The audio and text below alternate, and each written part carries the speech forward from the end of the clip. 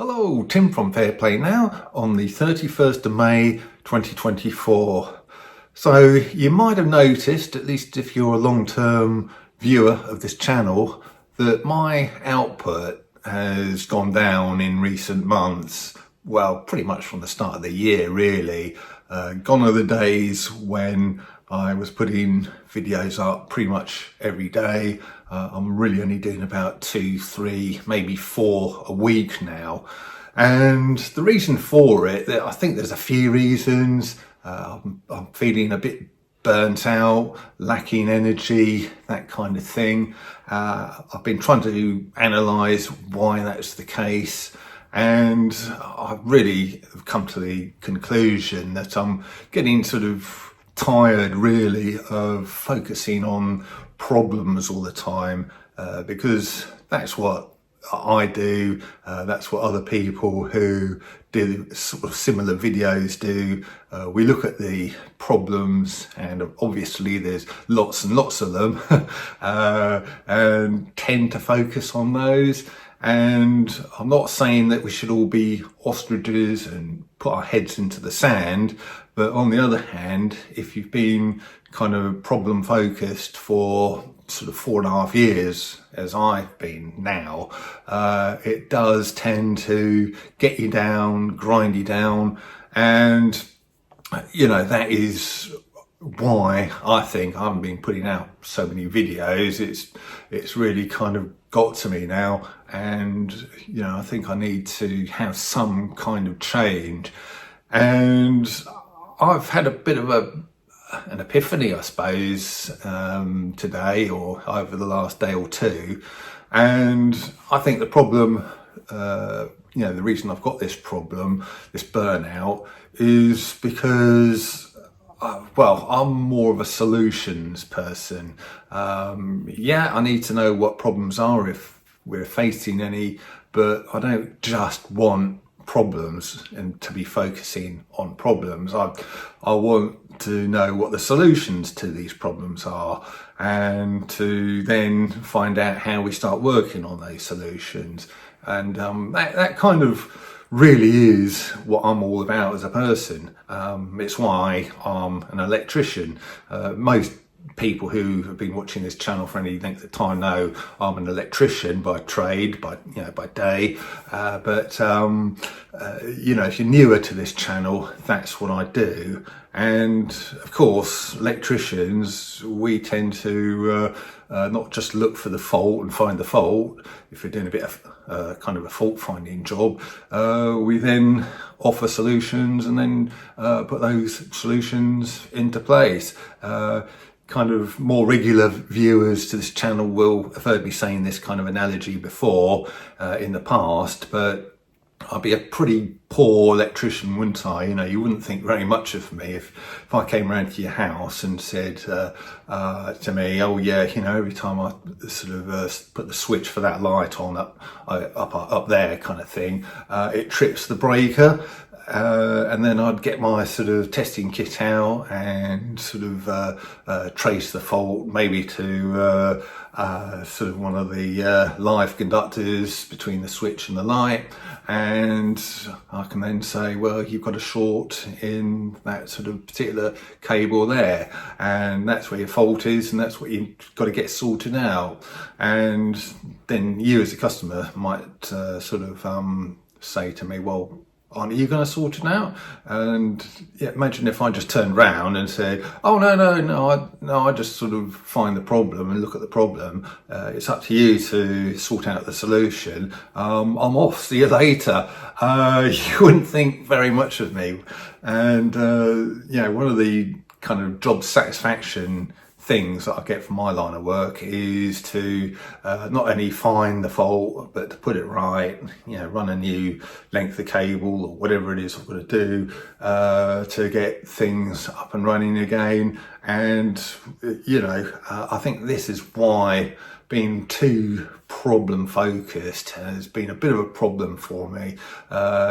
Obviously, we had to look at the problems that we've been faced with over the last few years, and but I think we all know what the problems are, and I think it's time for solutions. I have actually thought about this kind of thing before. I think about this time last year, I did say that I might start shifting this channel over to kind of a prepping kind of channel or focus, or at least that'd be one of my focuses of this channel going forward. It didn't really happen, and I think the reason why that didn't happen is because prepping on its own is a little bit too narrow a thing, and it's kind of concentrating. Well, my idea of prepping, my perception of it, is basically making sure you've got enough fresh water and food in your house if times get really hard for whatever reason it might be. And obviously that is a commendable thing, something that I think should be done, something that we do here, but I don't think that is the whole story, because that's just one side of prepping. I think you've got food prepping, or prepping for sort of keeping yourself nourished, but you've got prepping in other areas which the sort of all the other preppers out there don't really talk about, or I don't think they do. You've got sort of mental prepping, you've got sort of financial considerations, prepping there to be done, even spiritual prepping, and it's no good kind of getting all the emergency food and water rations and emergency medicines and bandages and all of that sort of stuff sorted out, an emergency power supply sorted out, if spiritually you're not going to really cope with those hard times when they come. So there's a lot of different aspects to prepping, isn't there, I think. And one thing I kind of thought about is, with prepping, what is it about prepping? Why do people do prepping? What is the kind of psychological trigger going on in their heads that makes someone sort of think, hang on a minute, I should become a prepper? Because they don't just sort of dream that up one day, just wake up one day and think, oh, I think I'll do some prepping, begin prepping now, I'll become a prepper. That doesn't happen. There's a mental process, a psychological need that they decide needs satisfying. And I think when you boil it all down, it comes down to peace of mind, doesn't it? You imagine a scenario, someone's worried about food security, so they think, well, maybe I'll sort of get at least a week or two's worth of food in. So they go and do that. They maybe do a bit of study, a bit of research, find out what are the best things to get into your house, sort of thing, that's going to sustain you for maybe a 2-week emergency period. They then go out and get those things. And then once they've got all that stuff in and stored away, they can then just sit back and sort of think to themselves, phew, thank heavens I've got that job done, and that's peace of mind. They've got themselves a bit of peace of mind there. So I think I want to focus this channel on peace of mind.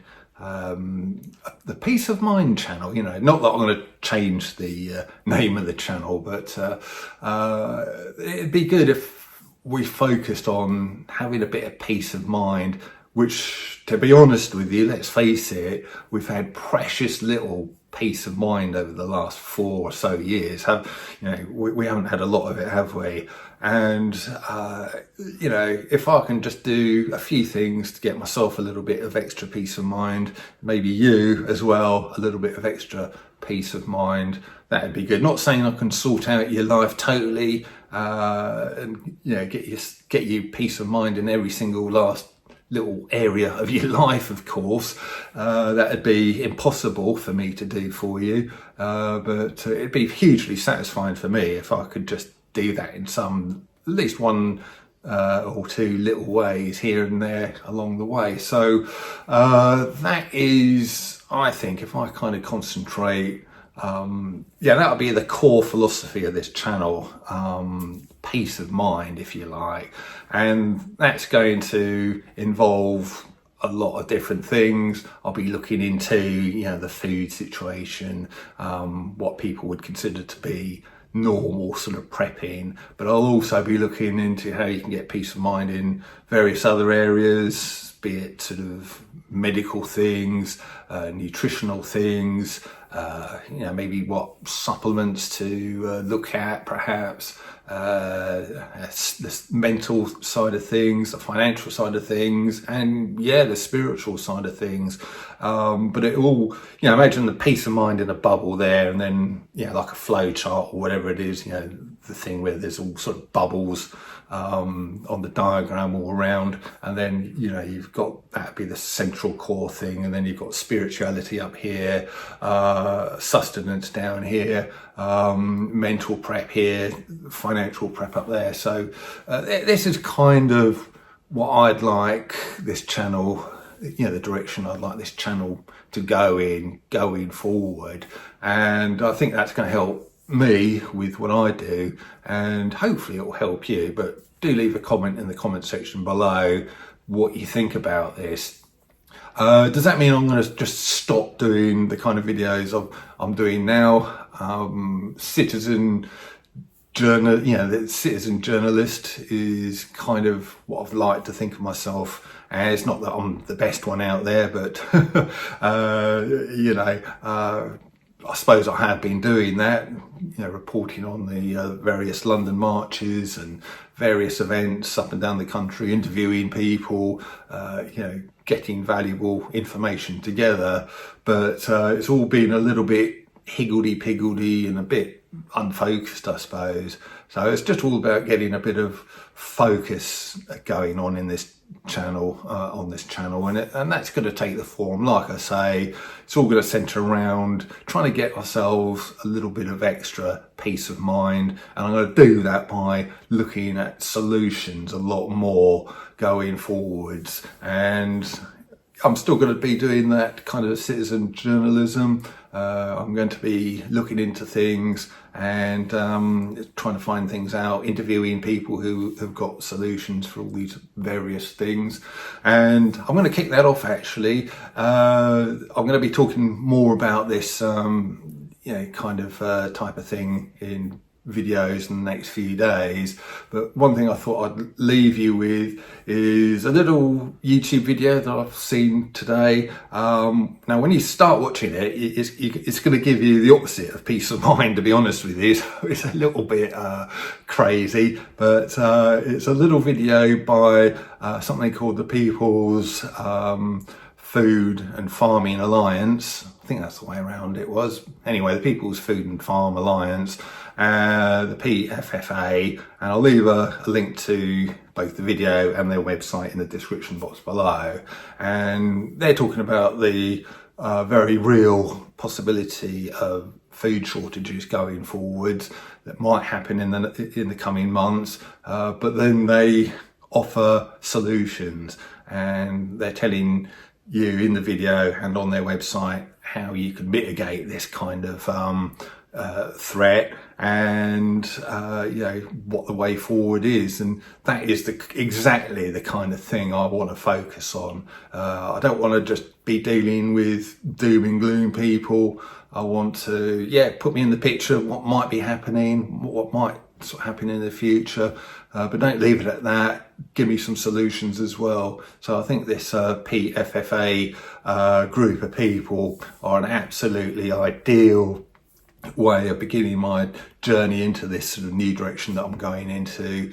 And do sort of take a look at that and let me know what you think of the PFFA, and also tell me about any thoughts you might have on what I've been talking about. So let you mull that over and let you go and check out the PFFA, and I'll be back soon. Tim from Fair Play Now. Thanks for watching.